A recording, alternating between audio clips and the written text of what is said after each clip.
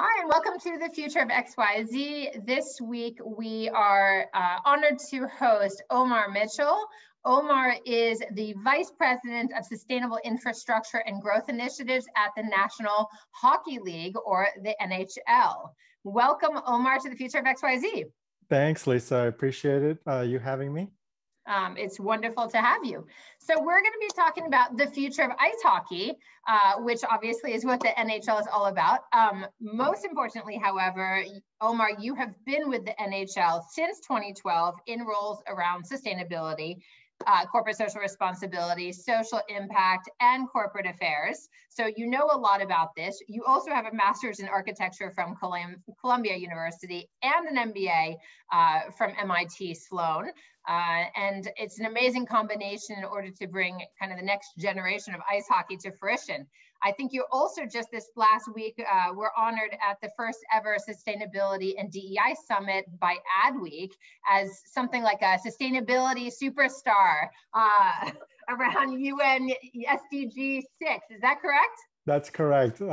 Freshwater and sanitation, that's right.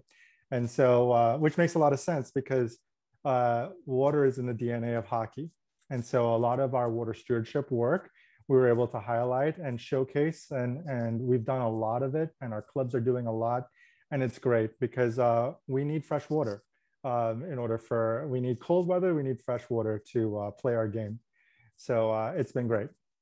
Absolutely. Well, let's start. I mean, I think most people, presumably listening or watching, know what ice hockey, the sport, is.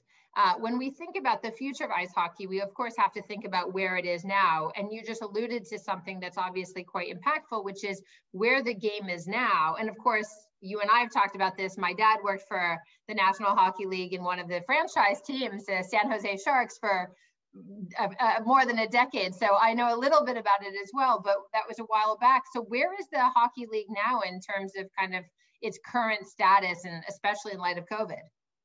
So certainly, as with all professional sports properties, we've been challenged with COVID. So just to give you a little snapshot of our business, certainly we took a pause at the end of March of last year when everything was happening in North America. And we ended up playing the rest of our season at the end of, during the summertime. Imagine we were playing hockey in the summer in Canada. Hopefully in Canada. In Canada, and we did end up finishing our season, and then we ended up playing a shortened or abbreviated season this season starting in January, 56 games instead of our usual 82. And certainly we've had to navigate some challenges, much like any other business. But that's just a snapshot of our business. When we think about broadly about hockey and the growth of our game, we think about it in numerous different verticals, numerous different lenses. The first is things that are relevant and germane to our sport, like the roots of our game. So the roots of our game being born on frozen ponds. And I mentioned the fact that we need cold weather and we need fresh water in order for folks to enjoy the thrill of playing on a backyard rink or in a frozen pond. For little kids to go out, right? Exactly. And that's traditionally how a lot of our players have enjoyed and learned the game. And one great example of that is Wayne Gretzky, where he and his father, who recently passed, he literally learned his skills playing outdoors in his backyard rink. And so for that rich tradition to continue, we need to ensure that we're addressing some of those fundamental impacts to our game. When you think about it from another scope, we think about the growth of our game that's relevant to the growth of fandom. And why this is really important and critical is because hockey has traditionally been seen as very tribal. It's been seen as, if you love the game and you know the game, then you'll always be part of the game and you're going to be the biggest fan of our sport. But the idea is that if we want to be relevant in the 21st century as a sport, as a business, we need to ensure that we are going outside of our boundaries to ensure that we bring in other folks to our business and to our game. Yeah. And that's particularly true because when we see demographic shifts happening in North America, things like the fact that minority populations will become the majority in the next 20 to 30 years, when we see things that's mirrored, that same sentiment is being mirrored in Canada. And we're seeing a lot more of these communities who traditionally have not played our game. Right. We want them to be involved in our sport, because we want them to believe and to understand the value of what we think hockey is. And it's not just about what we see on the ice every night. It's about the values of our sport. Yeah. That we believe that hockey can bring teamwork, or understanding of teamwork, perseverance, discipline, courage to folks, both boys and girls. Yeah. And those are wonderful life skills that we want to impart, using our game to impart in communities where we live, work, and play. That is the future of hockey. And that's what we want to make sure that we get to and be relevant, because we know that for every kid that plays our game, we'll get a father, a mother, a sibling, or a friend, 3.1 fans or so to engage with in our sport. And that's meaningful to us. It is meaningful. It's interesting. It's not related, but it is. I think back to, kind of the 2000s when my dad was with the team and they were renegotiating the TV deal, and it was worth so much less than all the other major sports deals. And I remember asking, like, why? And there was this whole concept at the time, before we had as much advanced technology, that the average fan, even if they loved hockey and knew the sport already, couldn't necessarily follow the puck on the TV. And so it was already this like dissuasion from following. Of course, technology has brought us along in high def TV and everything, so that's a little less of it. But it is true that there is a barrier to entry, if you will, on hockey in terms of its cultural relevance, again, weather-wise and culturally, racially, geographically, whatever, but also in terms of what people are used to.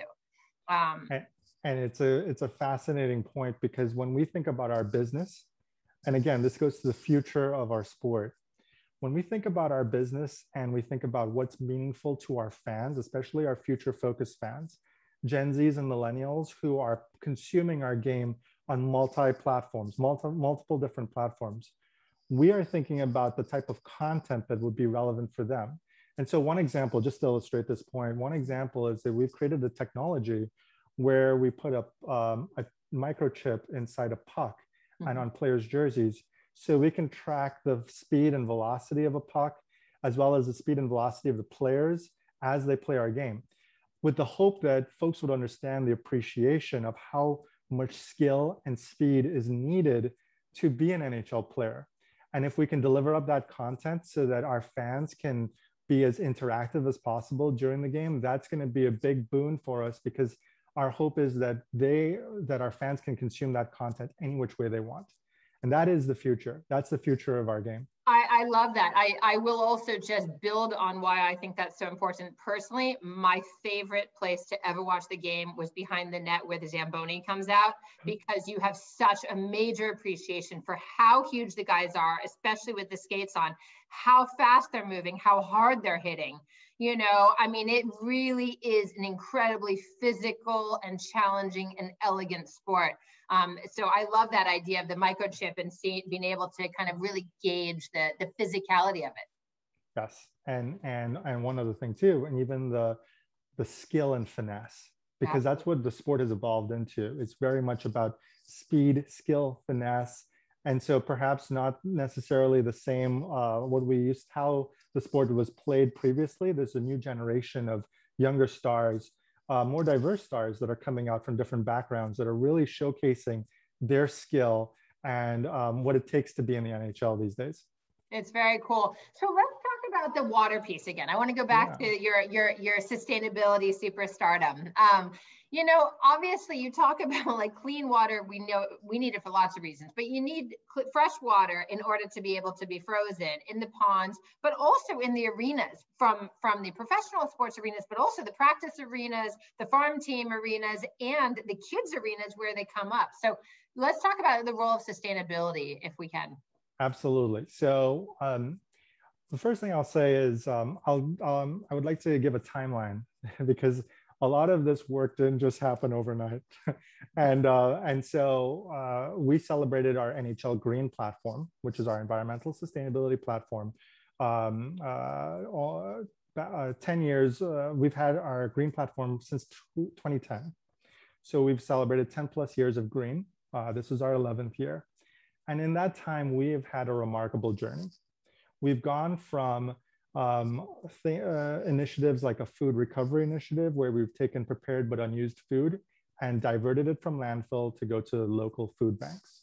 And this was a commitment that all of our clubs made when we first started this journey, along with things like a water stewardship initiative, which was for every goal that was scored throughout the regular season, we would contribute to fund 1,000 gallons of fresh water through what is called water restoration certificates. And in that process, since 2011, we have funded over 88 million gallons of fresh water to be restored through the help of our nonprofit partner, Bonneville Environmental Foundation. Those are just some of the things that we did as a league to kind of explain this to our fans, to get them, to bring them along in our journey. And this is something that you're going to hear come up as we continue our conversation. On the flip side, a lot of our environmental stewardship work was flipped into tracking and measuring our resource consumption. You know the adage, you cannot impact what you don't measure. And so a lot of what we were trying to do at the league level, think of it like a parent company to our 31, soon to be 32 franchisees, was to try and drive them to adopt some of these measurement tools and these measurement devices so that they could understand how much water or energy they were using. And that resulted in things like our 2 sustainability reports, where we not only cataloged all of the work that the league and its member clubs were doing, but we actually stated our carbon footprint, which was all about energy and water consumption and waste diversion in our facilities. And so we came out with one in 2014 and another report in 2018. It was the first one of its kind from any major pro sports league in the US to not only put out a sustainability report, but also to quantify its carbon footprint. And we recognize we're on a much longer journey.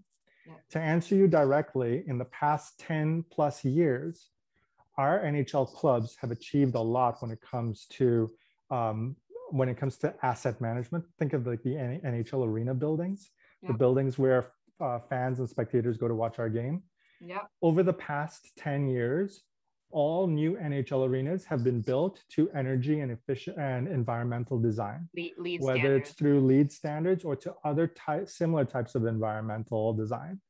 And the culmination of that are the newest buildings that are coming into the league right now, which is UBS Arena in Long Island with the Islanders, which is planning to be online, I believe, this fall, as well as Climate Pledge Arena, which is home to our latest and newest team, the Seattle Kraken. And what I see there is an evolution of this evolution has taken us now to where we have Climate Pledge Arena as one of the most state-of-the-art, most advanced environmental sustainability focused multi-sport venues in the world. They have made a commitment to sustainability that's in their DNA. And it's made from their operations, and it's reflected all the way through to their marketing and positioning within their community, even to the way that they think about diversity and hiring within their organization. This is something that's built into their core. And I see this as the evolution of what we started in 2010. This is the evolution of sustainability being baked into organizations. Absolutely. And this is not a one-off. Exactly. And this is not just a one-off. This is going to be the future. And this is what I anticipate, and I'm hopeful that this is the future of sustainability in sports, where a lot more of these facilities and more of these organizations are taking on that mantra. Now, that's just one example. And that's not even talking about community rinks, which I'd love to get into, because I would love to hear. Because so when that's the journey of NHL arenas. And as I said, we only have 31, soon to be 32 arenas that comprise of NHL facilities. What we are seeing now are that that's just the top of the pyramid. The NHL is just the top of the hockey pyramid. When we think about what the rest of the pyramid is, it's all about these community rinks. And we talk about community rinks as the front lines of our game. These are the arenas and facilities that will host and hold future fans or existing fans. And our research has shown that about 80% of community rinks across North America, there's about 4,500 or so, they're old and outdated. They're over 20 years old.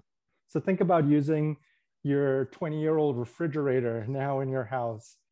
Think about how energy efficient that is. Yeah. It's the same concept, because an arena is the same as we have to maintain an ice sheet. It's pretty much like a refrigerator. A refrigerator, or the freezer. Or the freezer. So the point is that our mandate at the league, in order to ensure that we are bringing all of those best practices down from the NHL arena level to the community rink level, is to ensure that we can impact or to educate on best practices that we've learned from the NHL arenas and from the pros, and bring it down to the community rink level. And that talks about everything from water to energy efficiency to the latest innovations and technologies. Sustainability equals innovation. Yeah. That is our mantra. And to finish on the point, one example of that in the water stewardship space is that we're seeing a lot of buildings adopt things that the pros are using. So one example is at Climate Pledge Arena. All of the rainwater is being collected that runs off of their roof and is collected into water tanks in order to create the greenest ice in the league. That's great. And what we're seeing is that other facilities, community rinks in particular, are trying to attempt to do their same closed loop system, where they're scraping all off the ice, melting it and purifying it and filtering it and recirculating it so that they can make their own closed loop system so that they're not using extra water. It's these little commitments that are ensuring that that these buildings are really advancing this agenda and they're learning from the pros. And just on the finances, because we've talked about the business of hockey, and obviously this is an important piece of it. Is the NHL making commitments, I mean, on all of these to that, below the top of the pyramid as well? I mean, what is the role? There's obviously lots of stakeholders in the NHL. You have the people always are going to think about the players and the fans, but they're also the owners and the sponsors, right? And many the coaches and everyone else who goes along with it. So what are the different commitments or the different roles that people across the league are playing in helping the communities? Yeah, so when we think about community stewardship, exactly right. There's that whole ecosystem. And when we think about what we do, let's start off with what we're doing. Certainly we are advancing the agenda, not just from the sustainability standpoint, but we're thinking about how we grow the game to new audiences, like I mentioned. And that commitment comes in investment in programs, things like our Learn to Play and Learn to Skate programs, where we either get gear or equipment, because obviously our sport requires a lot of equipment. And it's expensive. And it is expensive. And so what our Learn to Play and Learn to Skate programs are geared towards are to bring the sport primarily to communities that may not be able to afford the game, and bring hockey to communities either through schools, through STEM programming and curricula. We have one of the largest STEM curricula that uses the sport of hockey to teach things of principles like physics and velocity and volume and all those things. And we have one of the largest STEM-related programs in sports to do that. We look to our partners to help drive this change in a meaningful way. And so whether it's things like engaging with partners that have shared values with us. So brands in particular who have shared commitments to either diversity, equity, inclusion, to environmental sustainability, so that we can amplify their efforts and ours, and we can find meaningful ways to partner around these. One example of that was recently at Lake Tahoe. We played an outdoor game on Lake Tahoe back in February. And one of our big commitments was to partner with Bridgestone, who is one of the presenting sponsors, on a significant investment on diversity, equity, inclusion, both in the state of Nevada as well as in Tennessee. And it's those types of commitments where we can amplify and really tell the story about what or what the league is doing and get our corporate partners engaged. Because here's the meaning. Corporate partners these days are no longer interested in dasher boards and in-arena signage. That's a thinking of the past. Yeah. What future thinking is, especially for stewards and brands that are mission driven and are committed to some of these efforts, is that they want to have meaningful impact in their local communities. Yeah. That is the most important thing. Yeah. And that's the vehicle that the NHL and our sport offers. It's through those learn to play and learn to skate programs, through our community rink efforts, where we can really have, and through our efforts of our clubs, whether it's through their philanthropic efforts, through their community relations efforts, that really drives why this work is hyper-local. Hyper-local is the key part of all of our efforts. And guess what? That's reflected in sustainability too. Absolutely. No longer are we, from an environmental sustainability standpoint, yes, it's important to have rainforests and polar bears and whatnot. But what's really meaningful is the impact that we're having in our local communities, whether it's on fresh water scarcity, whether it's on urban reforestation efforts, tree planting initiatives around education and STEM and exactly. What you're describing is people and planet is kind of the integrated future of ice hockey. And it has to be, because if we just approach it on a siloed level, we will never be able to achieve the full impact as if we think about it in relationship. And look, the UN SDGs provides the best framework for us to tackle those types of conditions. And the beauty and the genesis of the SDGs is that they were meant to be read into. You can build them out the way that organizations see as material to them. Absolutely. And that's how we think about it. So when we think about our water stewardship efforts as an example, we think about how we can impact the sport of hockey when it comes to asset management. And we think about how it impacts our local communities where we live, work, and play. And sometimes it could be as much as planting trees to ensure proper runoff. And sometimes it could be around appropriate recycling and waste habits to ensure that waterways aren't filled and polluted. Yeah. Well, just one example of that, because now you've really gotten me excited on it. This is a really fun example. Somebody, we were trying to figure out new ways to use broken hockey sticks, because as you can imagine, a lot of our players use break hockey sticks during the course of our games. Yeah. Because of the strength and speed of our game. And university in Florida Gulf Coast University, created a program called Rink to Reef, where they took the broken sticks and they created oyster habitats from those broken sticks. So cool. And what's really important about that is that the broken sticks and the oyster habitats create clean water, and they're able to, in turn, be used as an education tool to educate high school kids and youth around the connection between our sport and water. It's fantastic. That's the type of thing that we're seeing in our local communities to really drive and empower fans, which is the last point, right? To your point about how can we really, where are all the stakeholders and how they can get involved? That's where we're getting the meaningful relationship and connection with our fans around these issues. That's exciting to me.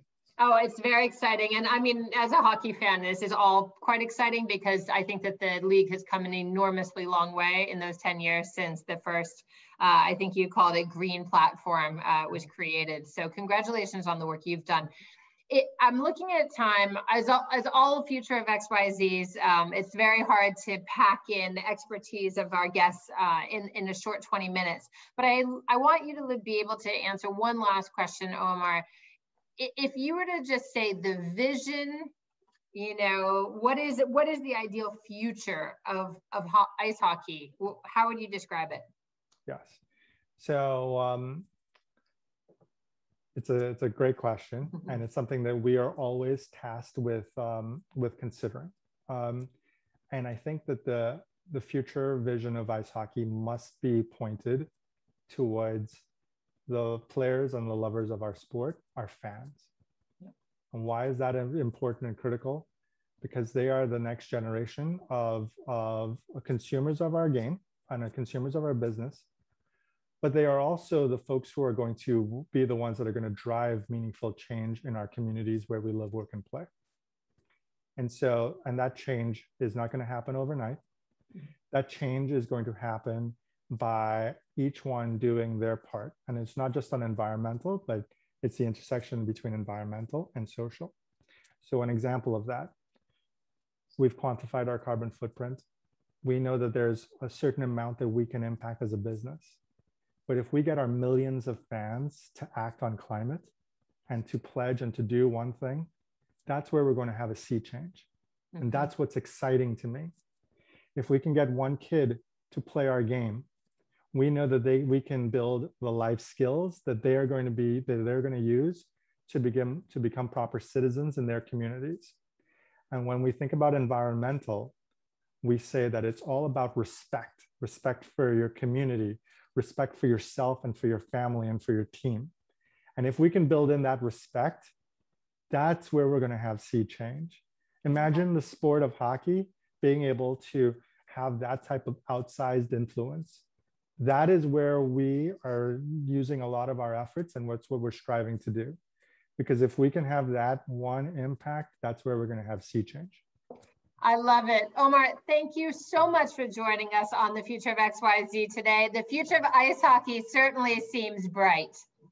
Thank you very much, Lisa. Thank you for having me. And I really do hope that this was useful. It was a great conversation, and look out for more. There's a lot of good things on the horizon from the NHL, and we're excited. It's fantastic. And everyone, you can visit NHL.com, obviously, to learn more about all their sustainability and social impact initiatives.